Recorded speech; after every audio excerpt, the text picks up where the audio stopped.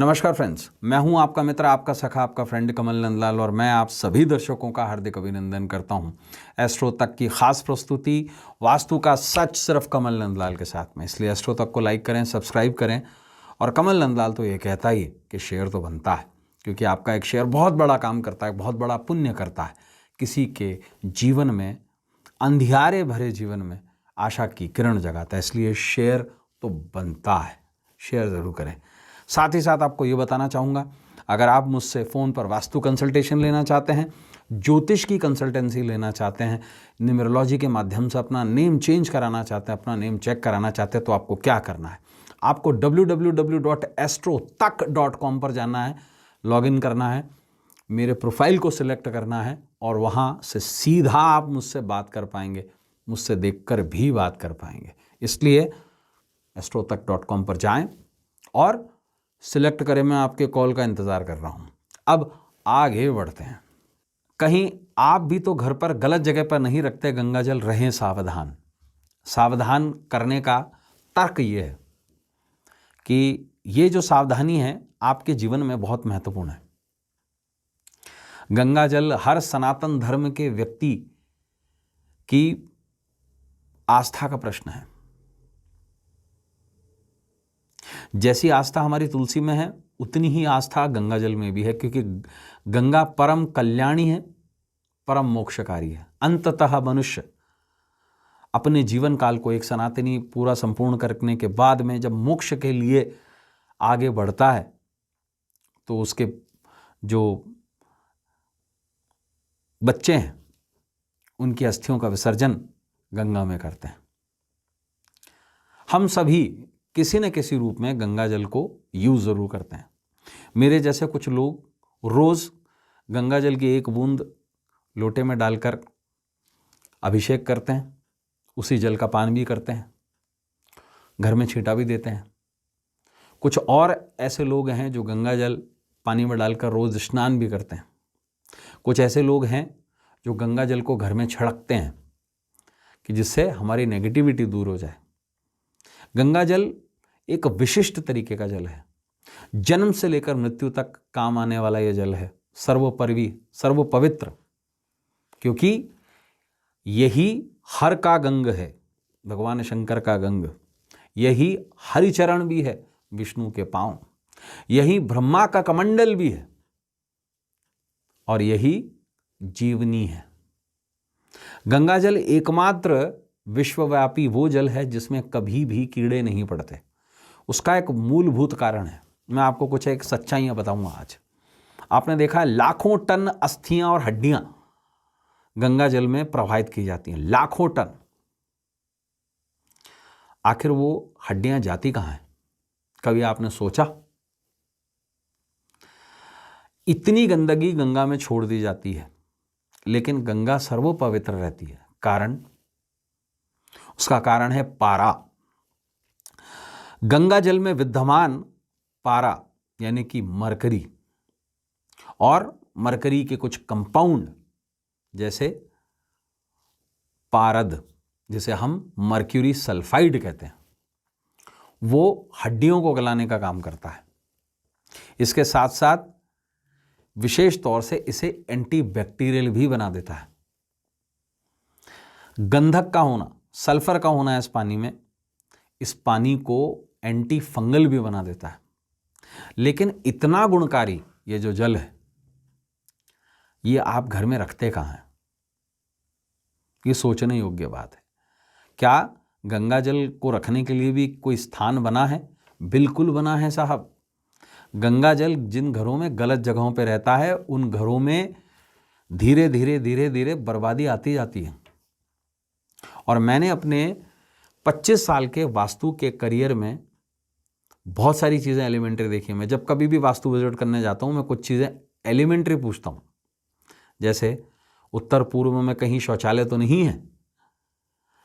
क्या आपने गंगा जल दक्षिण पश्चिम में तो नहीं रखा हुआ? क्या दक्षिण में तो नहीं रखा हुआ? और मैं ये भी पूछ लेता हूँ कि अगर रखा है तो क्यों रखा है? अमूमन लोग क्या करते हैं इसे, क्योंकि आजकल लोग फ्लैट्स में रहते हैं, इसलिए वास्तु कंप्लायंस होना बहुत डिफिकल्ट है। कहीं पर भी छोटी जगह देख करके मंदिर बना लेते हैं, चाहे वो सीढ़ी के नीचे चाहे कहीं पर भी, और वहीं पर एक छोटी सी केतली रख देते हैं गंगा जल की। जब इस्तेमाल करना होगा तब करेंगे, और इस्तेमाल होता कब है? जब उसे इस्तेमाल नहीं होना चाहिए। अमूमन अधिकतर लोग गंगा जल का इस्तेमाल किसी के देहवासन पर करते हैं, उसके मुंह में जल डालने के लिए। अन्यथा लोग गंगा जल का इस्तेमाल, अमूमन लोग 90% लोग नहीं करते।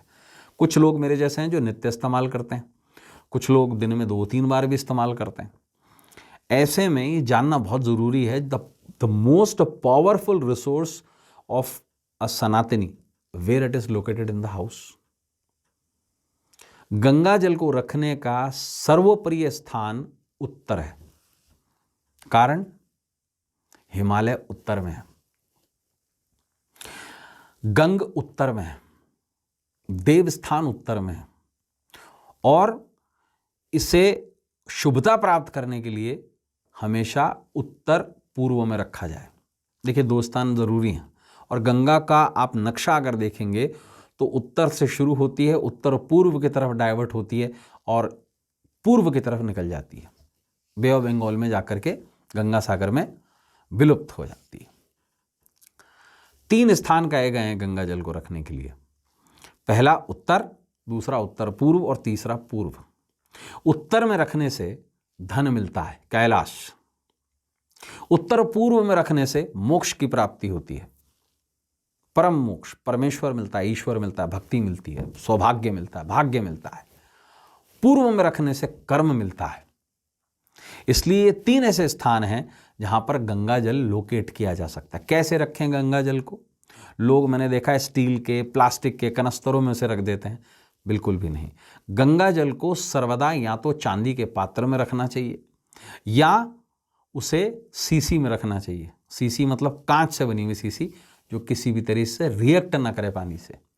इसे कदापि भी प्लास्टिक के कैंपर्स में, प्लास्टिक के बाउल्स में नहीं रखना चाहिए।